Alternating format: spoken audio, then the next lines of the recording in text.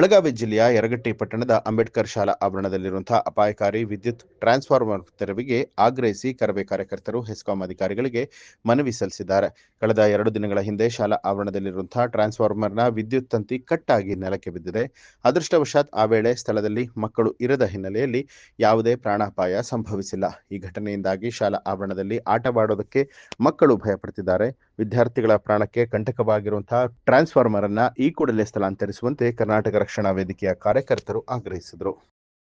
ನಮಸ್ಕಾರ, ನಾನು ನಮ್ಮ ಶಾಲೆಯ ಒಂದು ಚಿಕ್ಕ ವಿದ್ಯಾರ್ಥಿನಿ. ನಾವು ಪ್ರತಿದಿನ ಕನಸುಗಳೊಂದಿಗೆ ಶಾಲೆಗೆ ಬರುತ್ತೇವೆ. ಆದರೆ ನೆಲಕ್ಕೆ ಬಿದ್ದಿರುವ ವಿದ್ಯುತ್ ತಂತಿಗಳನ್ನು ನೋಡಿ ನಮಗೆ ತುಂಬ ಭಯವಾಗುತ್ತದೆ. ದಯವಿಟ್ಟು ನಮಗಾಗಿ ಸಮಸ್ಯೆಗಳನ್ನು ಬೇಗ ಸರಿಪಡಿಸಿ ಸುರಕ್ಷಿತವಾಗಿ ಓದಿ ನಮ್ಮ ಜೀವನದಲ್ಲಿ ದೊಡ್ಡವರಾಗಬೇಕು. ನಮ್ಮ ಭಯವನ್ನು ದೂರ ಮಾಡಿ ನಮ್ಮ ಮುಖದಲ್ಲಿ ಮತ್ತೆ ನಗು ತರಿಸಿ. ಧನ್ಯವಾದಗಳು. ನ್ಯೂಸ್ ಅಲರ್ಟ್, ನಿಮ್ಮಿಂದ ನಿಮಗಾಗಿ.